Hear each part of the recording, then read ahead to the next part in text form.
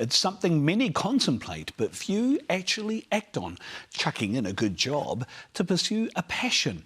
It's what AJ Prime did when his fascination with the ancient art of knife making went from an obsession to his new occupation. Rani Pereira reports.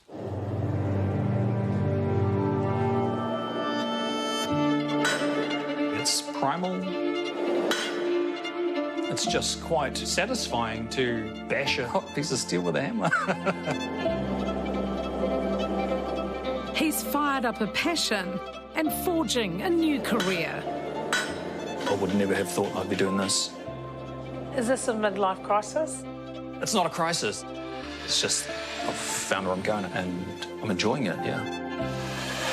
In a short time, Aaron AJ Prime has reinvented himself as an artisan craftsman, hand-making exquisite knives and blades from his garage shed. He has a real eye for detail. The work that he does is exceptional. It's real cool to sort of sit back and think, yeah, I made that. AJ got into the ancient craft of bladesmithing after watching YouTube clips 8 years ago. The video comes through where a man does it with really basic equipment. Like, oh, cool, I can definitely do that then. And so I sold 2 guitars and an Xbox and bought a vise, some hand files and a little bit of MDF to make a filing jig and made my first knife.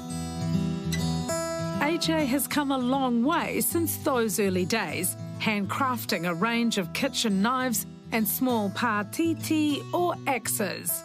What I make are nice-to-have items. And saying that, it's 100% functional. I also don't make high volume, you know, I make them one at a time.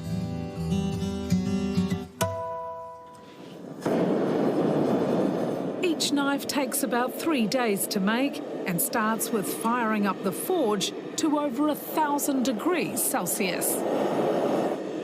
What we're actually doing is just heating up iron to its plastic state, which is just getting it hot enough to actually start to form it.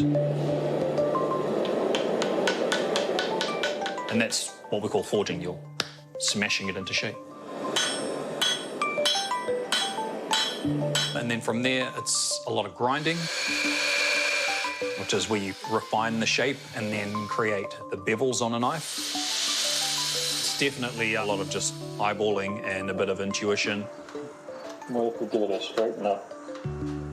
AJ is sharply focused on perfecting the art form that's thousands of years old and performed in cultures around the world.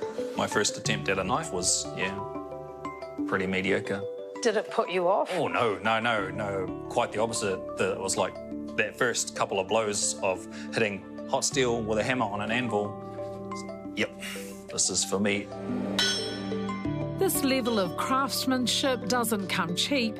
Each of his pieces started around $1,000 and are made from recycled materials. Taking old stuff with history, with a story of its own, and giving it a new lease on life, turning it into something else that can be used for another generation or two, you know. I think it's a real cool way of keeping something alive. Attention is paid to every detail. His knives are adorned with intricate carvings, and he's also learned leatherwork, hand-stitching the protective cover or sheath for his blades. He blows me away. He absolutely blows me away. He talks it down all the time, but he can just do anything. Okay there, Zig? Thank you. Okay. Wife Emily is supportive of AJ's handiwork, encouraging him to quit his job as a building construction estimator to make knives for a living. You know, this opportunity to completely change the way we live our life doesn't come up all the time. And do we want to look back at this time of our life and go, oh, man, I wish we had done it? So we thought, let's just do it. And I said to AJ, we'll be okay. You know, we just have to take that leap and we will be okay.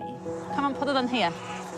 Emily runs a social media business. The couple and their 2 boys sold their house in Hamilton 4 years ago to live in Cable Bay in the far north. I think moving home just really changed the way he looked at the possibilities of his art.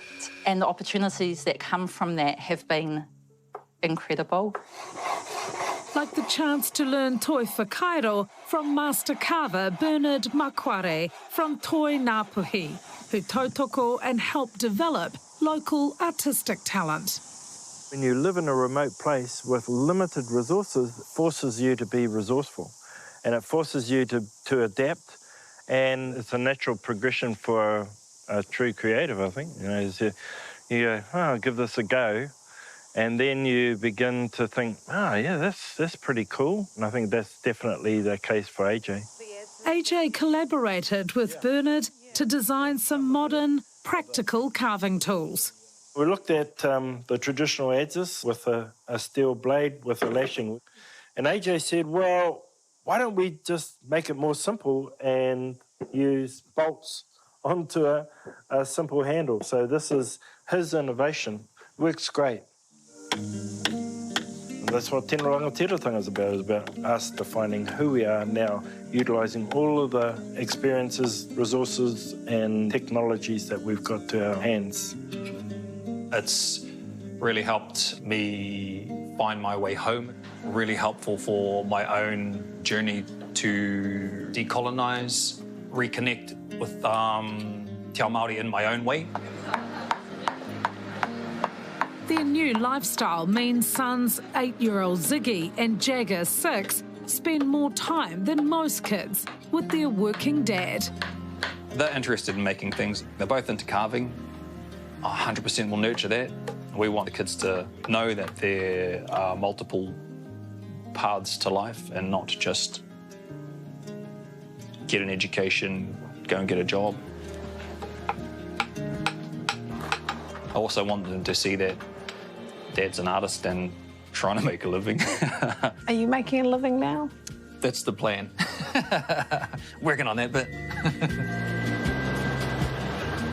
A life-changing career move that's paying off in other ways for AJ and his whānau. I suppose I've never really been one for trying to imagine what it might be like anywhere else.